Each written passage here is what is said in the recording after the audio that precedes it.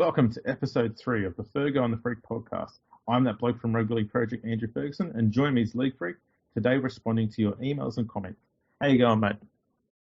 Pretty good. I'm looking forward to this, to get some interaction into the podcast. And, I'm looking forward to giving people shout-outs and stuff like that. It'll be a lot of fun. Sounds good. Well, you're the bloke with all the, you've been to the post office, you've got all the mail there, so you want to start reading them out? I'll have first crack at answering if I can, I guess. And, look, I've pulled out my sack for this one. So let me just dive into it here. This could take a while. That feels good. All right, so we got some feedback this week, and it was from Peggy from Pontefract, and she gave some good tips for the podcast coming up. She said she wants it was nice to hear some sensible talk about international footy and stuff like that. She said that it was the first time she heard our voices. She said you sounded like she thought you would. So I don't know what that means. And nerdy she said, and boring, I guess. I've got no idea, none whatsoever. And funnily enough, one of the positives was that she said that I have grown up, and it was also one of the negatives that she thought I'd grown up and I didn't just go off on everyone. So that was pretty funny. So thank you for Peggy for that email. And now what we're going to do is we're going to switch over to Twitter because we had some questions on Twitter. So let's go through some of them right now. So that's good. Let's start from the beginning because that's where a lot of people start their things from. So there was a question here from Gavin on Twitter. His thing is Ernie Oz or at Ernie Oz. He said, what are the average /best /worst crouch for each time slot? Now, we didn't do any research for this at all, but what generally, as a fan going to a game, what time slots do you like the most and what time slots do you hate the most? For me, when I was a single male, I'd go to any old game because there's nothing getting in the way. But as a parent, anything that's going to be on a weekday, especially on a Friday night, anything like that, it's just going to be out. Thursday night's out. Weekend in the afternoon is pretty much good stuff. Anything between 3 and say 6 o'clock. Those kickoff times on a Saturday or Sunday are pretty damn golden because you can go along, you can have a good day, you can be there during the day, you can get yourself home at a reasonable hour and still have dinner at home and get everyone to bed at a reasonable hour. And because that's half the battle with parents is trying to get your kids to sleep at a time that's not the same time the sun's coming up. So that's the problem with the Friday night ones, Thursday night, Monday night. Doesn't matter what day they put on there. It's getting home at 10 or 11 o'clock at night and then getting your kid to bed, knowing they've got to go to school the next day and you've got to go to work the next day and all that stuff. It's not compatible with families. So for me, it's weekend stuff during the day. Yeah, I agree. I think that the nighttime kickoffs for rugby league match or NRL matches should be 7 p.m. because, and I know why they're not. It's all to do with TV, but I think that that game is finishing at about 9 o'clock. You're going to have to get travel time in there. Like when I think about going to a game in Sydney that kicks off at 8 o'clock, like from Penrith, say to the SFS, I'm not getting home before midnight. And, as a single male, that's fine, but you just cannot do that with family. Yeah. It's just out of the question. And I think that's for the most cases on the night games. It's just there, even if you go to a local game that kicks off at 8, you're leaving at 10. If you're lucky and you live close to the stadium, you're getting home at 10:30, and that's still pretty damn late to take kids to. And most of the games we play are at night. And so I think that would be one of the good things about expansion is that we could have more afternoon games and have the game more accessible to kids. But I'd also have State of Origin kicking off at 7 p.m. because, even for me, it's just, the night is very, very late on a Wednesday night by the time the game finishes. And it's cool if you're watching it at home. You can just go straight to bed. But, kids staying up that late is just not great. And a lot of people don't really want their kids staying up that late. And we've got to make sure kids are able to watch the footy. And it can't just be one day a week. It's got to be, you've got to have options, you know. And so I would like for the games to finish a little bit earlier. I think Monday night games have just been proven to be a complete bust for the NRL. They don't work.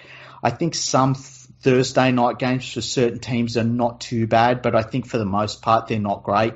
This 6 p.m. Friday night game, I think needs more promotion because a lot of the time that game you just fucking don't know who's playing unless your team's in it.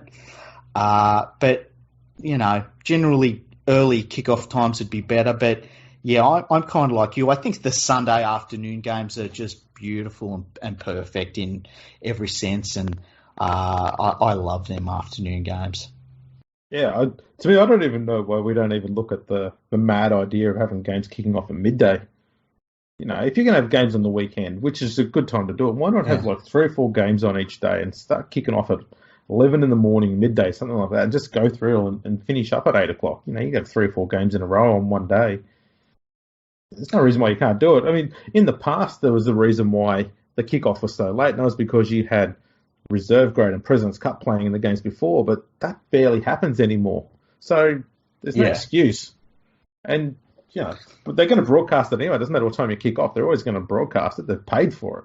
So, you know, I don't see why there's this hesitation towards putting the games on earlier during the day.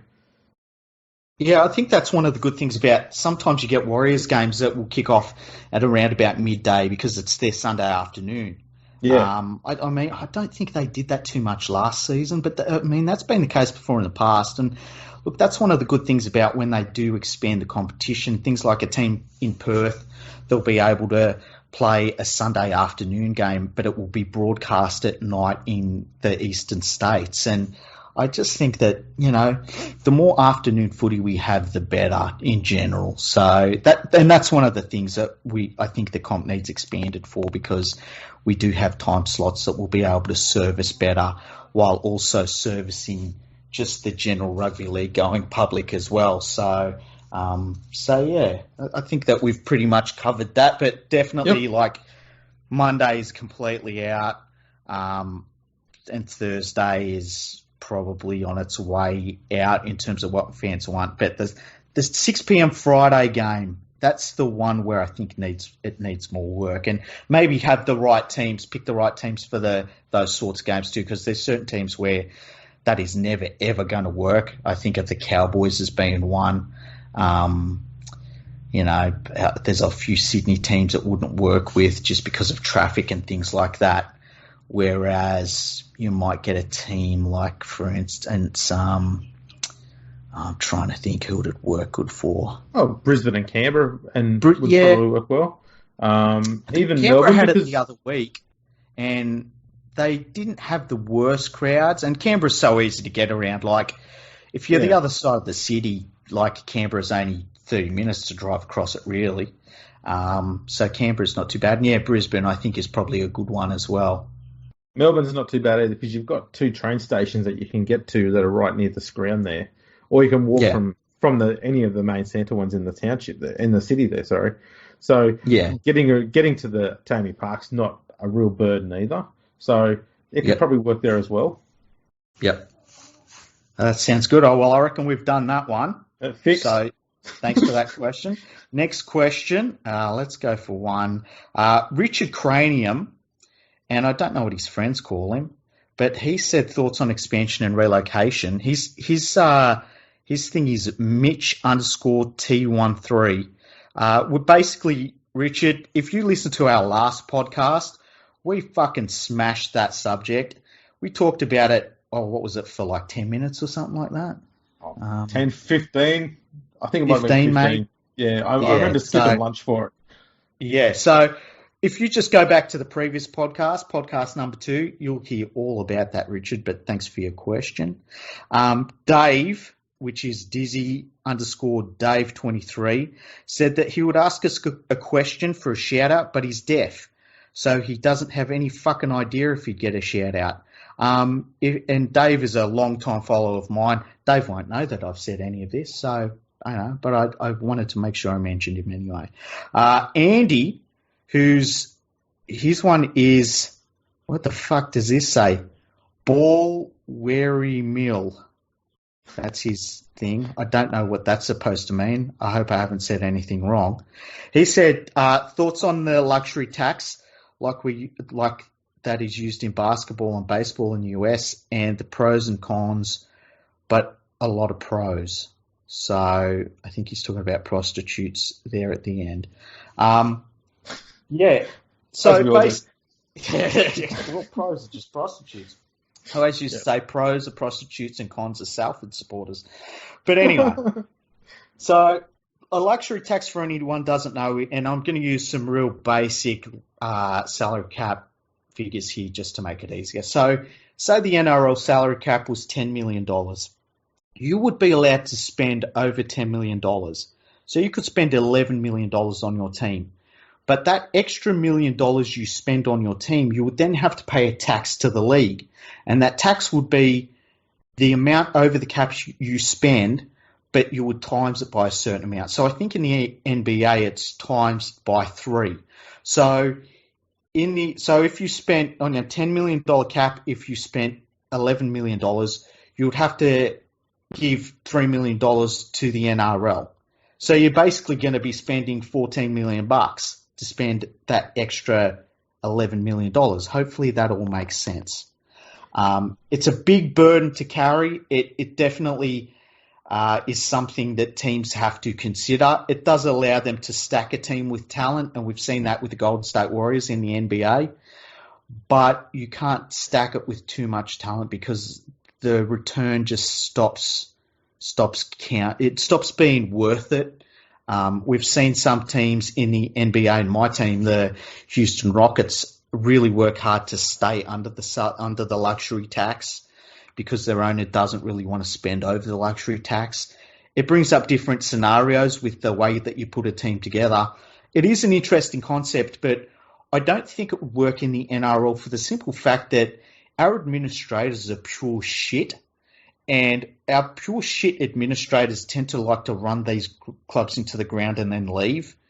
And so I don't think that that's really going to work too well in the NRL. What do you think about how that would work? I think the problem that I've got with this is that there are just a few clubs in the game who are flush with cash. And this would be seen as a green light for them. And I fear that the likes of, say, the Roosters and the Broncos would probably end up creating dynasties, and we'd end up with going towards a system kind of like where in the English Super League you've got a few teams that are just premiers every year. And I'm a huge fan of the salary cap as it is because it's prevented that. It's giving us this unique competition every year where no one knows, like even 50% with any confidence whatsoever, who's going to be the premier at the end of the year. And more often than not, the team you predict to be in the grand finals, more often than not, those teams don't even get there. So I like that uncertainty, and that uncertainty is what draws people in. It's what draws advertising money in because it keeps everything nice and close and tight.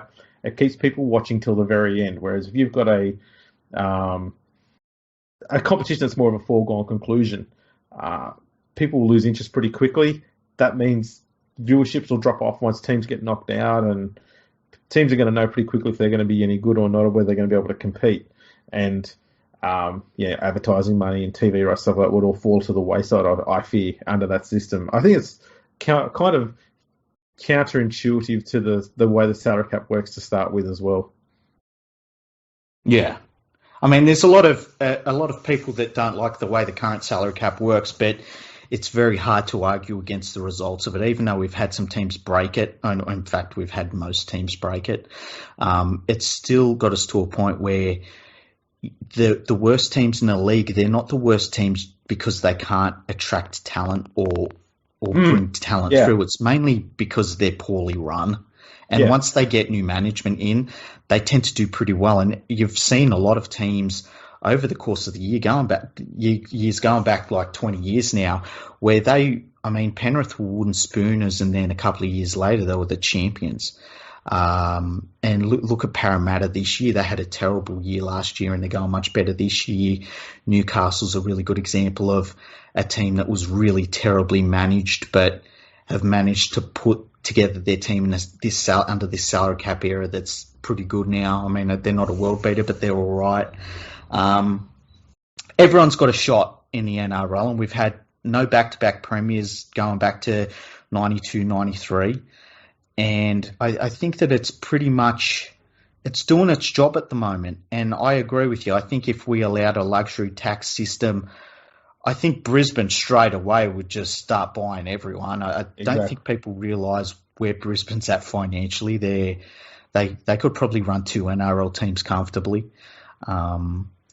So, yeah, I think that it would probably cause... I can see why people would want it, but I think it would ruin the competition to a certain extent. It would cause more problems than it helps, and then you'd get the clubs that are probably below them teams that would spend themselves to death, which is the actual reason why we have a salary cap right now. They talk about talent equalisation and stuff. It's really to stop these clubs spending themselves to death, which they would all do, like every single one of them. Probably even Brisbane to a certain extent would do it if we got rid of the salary cap tomorrow. And we saw that in the Super League war. That's what happened there. Yep. Okay, so let's look back through what other questions we have. We had a question here from... Let me just scroll up to it because I didn't have any of this stuff saved. Where is it? This is fantastic audio. Okay, we've got Kern Puff, and her name is Kern Puff, and she asked, what is the meaning of my life? And I think that's pretty obvious. I don't know. That's probably going to fill her with lots of joy. No, the meaning of your life is to just enjoy it, just to do things you love and enjoy in life. Try and be happy and get rid of toxic people out of your life. I think that's a very big thing. I always think you've got people that add to your life or that take away from it, and you've got to get rid of the ones that take away from it. What do you reckon? Yeah, sure. I mean, for me, it's all about making sure that I create another human to take over Rugby League project. Yeah. That's a good idea. Yeah, that's a really good one, actually. That's weird. You talk about making another human. I start thinking about, digging up bodies and trying to put electricity through them and stuff like that. But enough of my teenage years. It's the same thing, mate. It all works in different ways. Yeah, it's just a different sort of dirty and regret that you have afterwards, really. Exactly right. The other thing, let's talk about this, right? First of all, your daughter's tipping. Tell us about your daughter's tipping. Oh, mate. She started footy tipping this year. First time ever. She's 4 years old. Round 1. Yeah. She got 3 out of 8. I've gone, that's what a 4-year-old should get who knows nothing about what she's doing. Yeah. That's a toss-up number. That's a random number, yeah. Yeah. Round 2, gets 8 out of 8. Took me 15 years to get 8 out of 8 in footy tipping. She does it in a second week. So, it's just a fluke. It's a one-off. Last week, she gets 7 out of 8. I'm being lapped by a 4-year-old. Fucking hell. Well, I'm on that Who Tipped What website. Likewise, yeah. Yeah, we're rugby league experts. That's why we're on there, That's right. And so I always find when the season starts, my tipping is terrible. And as the season goes on, it just gets better and better, I guess, as you get more information about the teams and stuff. So I think I've started off again terribly. I know I'm not in the top 10. I haven't really looked at where I'm at, but I normally finish really high up in that competition, which has surprised me a little bit. But I always like to make sure I beat all of the so-called experts from all the media organisations, and I always do that, which is fantastic. But my tipping starts out really poorly. I've got a question for you that just from me, what's the worst prediction you've ever made about rugby league that just fucking turned out to be completely wrong? Because I know what mine is. Oh, jeez. I think I may have said the West Tigers going to make the grand final in 2012, and they finished 9th. Jesus Christ. I think I've got you beat. Last year, going into the season, I said that the North Queensland Cowboys were only going to lose 2 or 3 games all year, and I just can't see them being I thought they were going to be a juggernaut. They made the grand final the year before without key players, and they got those key players back. I thought Taumalolo was ready to just fucking rip in and have a ridiculous season and stuff. And it was basically the complete opposite. They had one of the worst years in the club's history. They never looked like they were in it. I don't know if that's the worst one, though, because I reckon there would have been a large amount of population that would have thought the same thing. I know I did. I predicted the Cowboys to finish top 4 last year. I think I wrote, because there's an article on my website about it, I'm pretty sure that I wrote I could only see 2 or 3 games being lost all year by them, and that I thought that they'd run away with the minor premiership pretty early on. The only issue was going to be State of Origin time, and I thought they'd cover that pretty comfortably. I really did think that it was going to be one of those seasons where it was just like this unbelievable season they were going to put down, and oh man, I was so fucking wrong on that. That's easily the worst prediction I've ever made. So what's your best prediction then? Because I've got a good one. Okay, well my best predictions about, and it wasn't so much about who was going to win the competition. It's basically been a number of things in regards to rugby league in the UK. So I remember years ago I've kept on saying that, because English fans always used to say, we're catching up. And I was like, no, you're seriously not. You're not catching up. You're not going to get anywhere near Australia. And that's been the case. I mean, even the closest that they've got was the last World Cup, and in 2 games they couldn't score a try against Australia. So things like that. I predicted the financial collapse of the game over there. I saw that coming from a long way away. There was one of the times that the London Broncos were about to just go and fall apart, and I predicted that, unfortunately. Just a few things like that. It was never any good stuff. It was always really bad stuff. But I would be the only person that was saying that, look, listen, this is going to happen. Like, this is coming up. And I would cop a lot of grief from it. But afterwards, when it happened, there were a lot of people that were UK followers that were like, geez, you really saw this coming. And it wasn't something that I predicted with any like, joy or anything like that. It was always pretty grim, but they're probably the biggest predictions that I've made that come true, unfortunately. So what was your ones? Well, mine are a bit more positive. One was, first one was, I knew at the age of 9 that Tim Brasher was going to play Test football. All right. And that was when he'd only played about 5 or 6 games at that time. And I'd only been watching the game for about 2 years, but I was just looking at him going, I just know he's going to make it. It's just something in my heart just knew he was going to get there. Yeah, I don't know why or how. The other player was Brad Fittler, because they were both around at the same time, 88, 89. So 89. Yeah. I just knew those two were going to make it, but Brasher was just the one I just knew he was definitely going to get there. The other one was midway, actually just before the Origin period in 2016. I wrote an article where I predicted that the Sharks were going to win the premiership that year. Oh, wow. That's a good one. I was bold and that one come good. I'll hang my hat on that one. I tell you what, I just thought of another really shit prediction I had, and I don't even blame myself for this. But remember Brett Furman when he came into the era and he was killing it, and he just had, like, he was playing like he had everything you would want from a halfback. And I was like, this kid's going to fucking play for Australia and everything. And he might have only played 20 more NRL games after that. That was that was a candle that burnt very quickly. Yeah. It's weird when there's players like that. They just sort of come out of nowhere. You think, oh, this player's going to do, and they just disappear. Just gone. Completely nothing. So, yeah, Brett Furman was another one. I can't think of any more players that I really thought were going to be superstars that didn't turn into superstars. But he was one. He just popped into my head then. So, yeah. And that's all of our questions, because these pricks that listen to us didn't send us enough fucking questions. So next time around when we ask for questions, you just need to send in more questions. Hopefully we answered these ones as best as we could, and we did a really good job of it, and you're completely satisfied. So the next thing I guess we could talk about is we are now on everything. We're on Spotify, we're on iTunes, and the big thing for iTunes is going to be we need people, and every other one, we need you to subscribe to the podcast, and then we need you to review it and give it a 5-star rating and say, this is the greatest podcast I've ever listened to. It changed my life.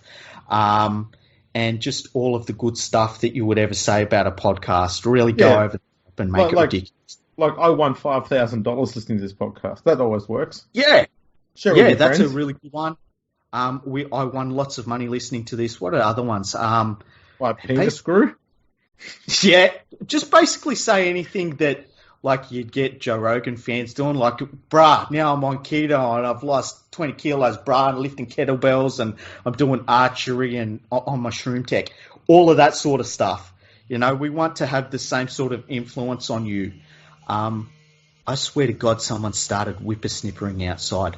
What the fuck is going on? Either that or you've got a lady toy on your table. No, my one's silent. Okay. Hopefully it's not coming through too loud. But anyway, we're going to finish the podcast now anyway. So, yeah. So have you got anything else to say? No, mate, I'm all good. I'm gonna need to go and have a feed. Yeah, excellent. Well, thanks everyone for listening to this short episode of the podcast. It's 10 times shorter than the normal podcast we do, and I'm about to go and kill someone that's using a whippersnipper. So, yes, just quickly, how can they get in touch? Get in touch by either emailing us at podcast@leaguefreak.com. That's the best way to email us, or get in touch with us on Twitter. That's what's your Twitter handle? I always forget your one. At Andrew RLP, and you are at League Freak. Excellent, easy. Or go to also the website. It's just a page for the podcast, leaguefreak.com/podcast. Trust me, if you go into our Twitter account, I'm sure we'll mention it at least once, either retweeting or something like that. It'll happen at least once somewhere. Just go through, you'll see it in there somewhere. Yeah, we haven't got complaints yet about how hard we're spamming our podcast, but it is coming because it's pretty much, we've stopped talking about rugby league and have just been like, fucking listen to us. So, so that's what we're doing at the moment. So, yeah. We're not trying not to sound too needy, but we are trying to sound really needy at the same time. So, help us. Exactly. Yeah. Fill that medium. We don't want to beg, but please. Just please, all right? Please, give generously. We need this, all right? Okay, well, I reckon that's it. So thanks very much for listening, and we'll catch you next podcast. Yeah.